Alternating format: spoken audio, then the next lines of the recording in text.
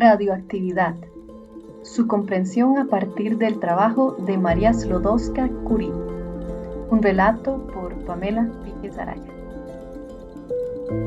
El 8 de noviembre de 1895, Wilhelm Conrad, físico nacido en Alemania, descubrió los denominados rayos X. Esto mientras estudiaba el efecto de las descargas eléctricas de los tubos de vacío de Crookes, los cuales son dispositivos de vidrio al vacío en los cuales son generados electrones al aplicar un potencial eléctrico. Se cree que mientras experimentaba con los rayos catódicos, un modelo evolucionado de los tubos de Crookes visualizó de manera accidental la fluorescencia en un papel que contenía platinocianuro de bario, una sustancia altamente sensible a la luz.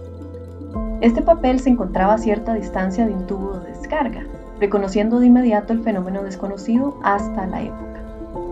Esto le llevó a investigar las propiedades de estos rayos, descubriendo que los mismos podían penetrarlo casi todo, permitiendo ver los huesos sin causar daños en los tejidos que los rodean.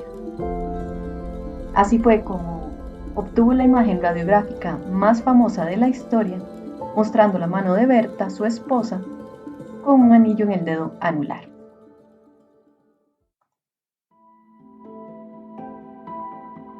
Fascinado por el descubrimiento de los rayos X, unos meses después Henri Becquerel, físico francés, repitió los experimentos de su colega, esta vez utilizando las sales de uranio observadas desde 1856. Para su experimento, Becquerel colocó una muestra de estas sales sobre una placa fotográfica.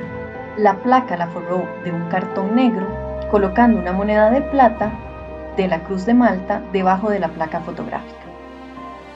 Decepcionado por el día nublado que escogió para estudiar y mostrar su experimento, decidió guardar las sales de su experimento en un cajón por varios días, hasta que al sacarlas se topó con la sorpresa de que la impresión de la imagen de la moneda era mucho más intensa de lo esperado, concluyendo que las sales de uranio emitían algún tipo de rayos distintos a los rayos X. Emocionado por el descubrimiento, Henry decidió continuar estudiando las sales de uranilo, pero esta vez utilizando el equipo de rayos catódicos y midiendo la conductividad inducida por los gases para estudiar su poder de penetración. Para ello se dispuso a utilizar el electroscopio, un instrumento que ya había sido descubierto por William Gilbert desde el año 1600. Este equipo consistía en una ampolla de vidrio con 2 láminas de oro y una varilla metálica en la parte superior. Cuando acercaba las sales de uranilo a la varilla, las láminas se separaban, incluso sin que el material estuviera cargado previamente. Esto demostraba que la radiación del uranio ionizaba el aire, permitiendo que cargas eléctricas fluyeran hacia el electroscopio y causaran la repulsión de las láminas.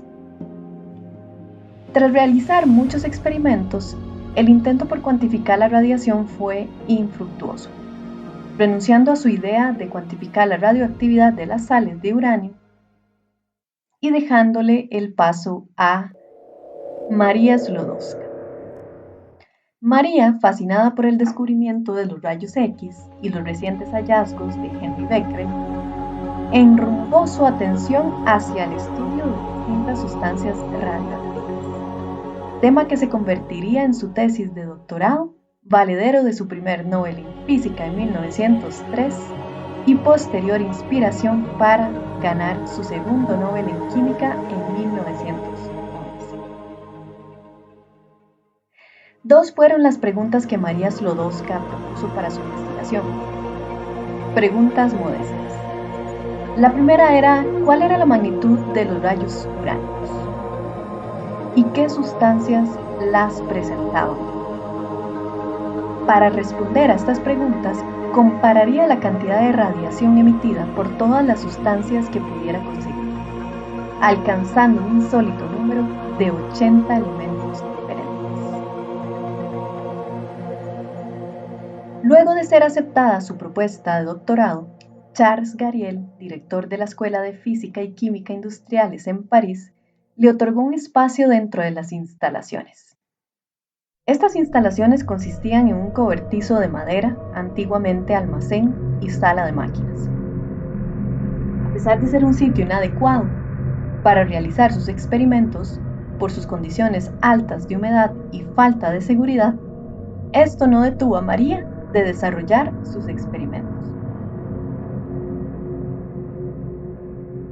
¿Cuál fue su remuneración económica durante todo el desarrollo de su doctorado? Absolutamente ninguna. ¿Cuál fue el equipo que utilizó para poder llevar a cabo todo su trabajo? Un ensamble que contenía una balanza de cuarzo, un electrómetro de cuadrantes y una cámara de ionización conectada a una batería. La balanza de cuarzo hacía uso de un principio llamado principio piezoeléctrico, previamente descubierto por su esposo y el hermano de este, Pierre Curie y Jacques Curie. Este principio explica que al presionar longitudinalmente los ejes de simetría de un cristal, estos en respuesta producen una carga eléctrica. El material utilizado para su trabajo fue el mineral denominado como pechblenda, un mineral llamado así por su aspecto de brea, el cual contenía una pequeña cantidad de uranio que valía la pena extraer para sus estudios. Sus principales fuentes se ubican en el continente americano, África y Europa. Para el caso del equipo Curie, la fuente se ubicaba principalmente en la actual República Checa.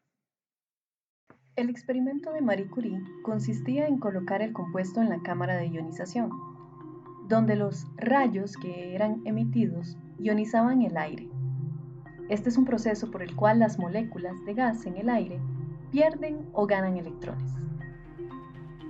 Los iones se desplazaban atraídos por los polos de la batería, generando así una corriente eléctrica, la cual cargaba el electrómetro desviando la aguja.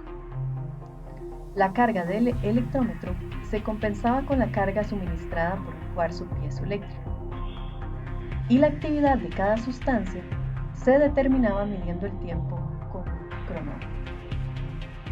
Luego de realizar numerosos experimentos con un número grande de elementos a través de distintos minerales, María junto con su esposo Pierre notaron que existía una mayor actividad en dos minerales de uranio, la pechblenda y la chalcolita, ello en comparación con el uranio aislado. Esta observación realizada por María le llevó a considerar la idea de que estos minerales podrían contener otro elemento mucho más activo que el mismo uranio. Este acontecimiento tan maravilloso le llevó a Pierre a renunciar a su presente trabajo en el área de cristalografía, para dedicarse de lleno junto con su esposa al mundo de las sustancias radioactivas. Tres fueron sus principales conclusiones con este trabajo. Por un lado, que la emisión de los rayos no era una propiedad exclusiva del uranio y sus sales, sino que la presentaba también el torio. Los rayos eran una propiedad intrínseca que presentaba el elemento, independientemente de la temperatura. Y observaron que la intensidad de los rayos era proporcional a la cantidad de uranio. Enfrentarse al descubrimiento de este nuevo elemento implicaba una tarea ardua. Al contener un total de 30 elementos químicos diferentes, el tratamiento de este mineral representaba un gran reto. Aunado a ello, las primitivas instalaciones de laboratorio, el gasto que suponía llevar a cabo la investigación y el deterioro de la salud de los Curie. A pesar de estas dificultades, María acudió a su amigo Gustave para el análisis cualitativo de separación de cationes vía húmeda, el método de Carr-Fresenius. Tiempo después, María Sklodowska perfeccionó la técnica, logrando separar fracciones de todos los compuestos que iba estudiando.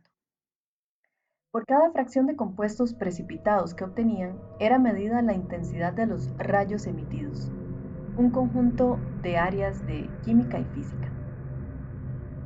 La primera fracción mostró ser 17 veces más activa, obteniendo finalmente una sustancia que mostraba 400 veces más actividad que el uranio.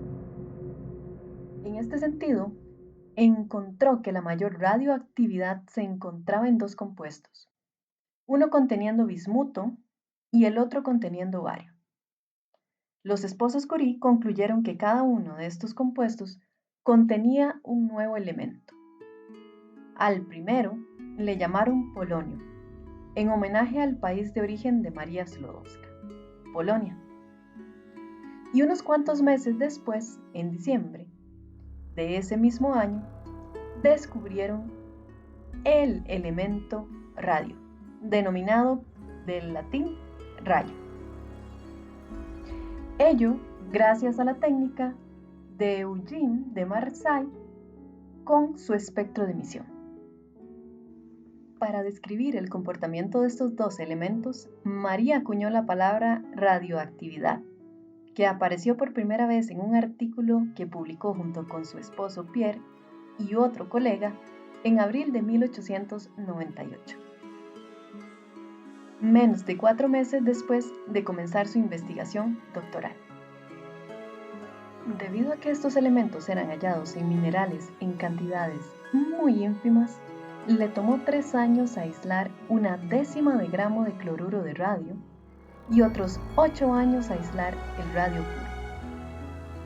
Nunca logró aislar el polonio, ello considerando que la vida media de este elemento es de 138 días, en comparación con la vida media del radio, que es aproximadamente 1600 años.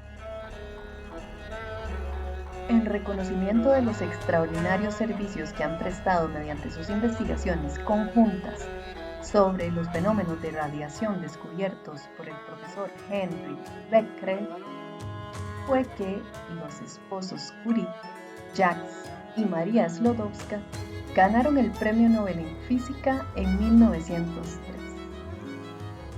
El trabajo de María Sklodowska no se detuvo. Marie Curie continuó con el aislamiento de los elementos. Para ello, continuó con su método clásico de separación, para así obtener la mayor cantidad de cada uno de estos. El método desarrollado para separar los elementos en sus distintas áreas nunca fue patentado. Además de ello, logró concluir distintos postulados relacionados a la radioactividad. 1. La radioactividad es una fosforescencia de larga duración producida por la luz. 2. El rayo es una emisión de materia acompañada de una pérdida de peso de las sustancias radioactivas. 3. La energía utilizable por las sustancias radioactivas disminuye constantemente. 4. El rayo es una emisión secundaria provocada por rayos análogos a los rayos X. Se vendrían del espacio y serían absorbidos por elementos de gran peso molecular. Lo anterior, en reconocimiento a sus servicios al avance de la química, mediante el descubrimiento de los elementos radio y polonio, el aislamiento del radio y el estudio de la naturaleza y compuestos de este notable elemento, le mereció su segundo Premio Nobel en Química en 1911. Esta admirable mujer se dio cuenta que los rayos X podían salvar la vida de los soldados, al ayudar al cuerpo médico a encontrar fragmentos de balas, de metralla e identificar huesos rotos. Convenció al gobierno para que la autorizara a crear los primeros centros radiológicos militares de Francia. Recién nombrada directora del Servicio de Radiología de la Cruz Roja, consiguió dinero y coches de personas adineradas. Convenció a los talleres de carrocería de automóviles para que transformaran los coches en furgonetas y rogó a los fabricantes que hicieran su parte por el país donando equipos. A finales de octubre de 1914, el primero de los 20 vehículos radiológicos que equiparía estaba listo. Los soldados franceses no tardaron en bautizar estas instalaciones radiológicas móviles que transportaban aparatos de rayos X a los heridos en el frente de batalla como los Petits Curie. 150 mujeres mínimo Fueron formadas como técnicas radiológicas quienes se encargaban de operar los equipos en los centros de radiología establecidos cerca del frente. Por otro lado, se le denomina como la primera mujer en enseñar en la Universidad de París, la Sorbona. Asimismo, creó o propuso un tipo de enseñanza cooperativa junto con otros colegas, donde crearía una nueva propuesta educativa en Francia, fomentando hábitos científicos en niños y niñas y en la necesaria formación de las personas maestras de estos. Asimismo, fundó el Instituto Curie en París, que luego se convirtió en el Instituto Curie, iniciado en 1920, y el Instituto de Oncología María Sklodowska-Curie en Varsovia, Polonia, fundado en 1932. María Sklodowska no solo cambió el mundo con sus descubrimientos, cambió la forma en que pensamos la ciencia. Fue una gran mujer científica, pero también fue una gran maestra, una maestra personal. ¿Cómo podrías usar su trabajo para diseñar tu propia lección audiovisual? Por acá te dejo algunas claves para crear tu propio trabajo. 5 claves para apoyar e inspirar tu actividad evaluativa. Podrás escoger una o varias de ellas, dentro de las cuales se encuentra la biografía, la narrativa del átomo, las distintas técnicas de separación de los minerales, el origen de los elementos y las implicaciones y aplicaciones de la radioactividad. Manos a la obra. El futuro de la enseñanza te espera.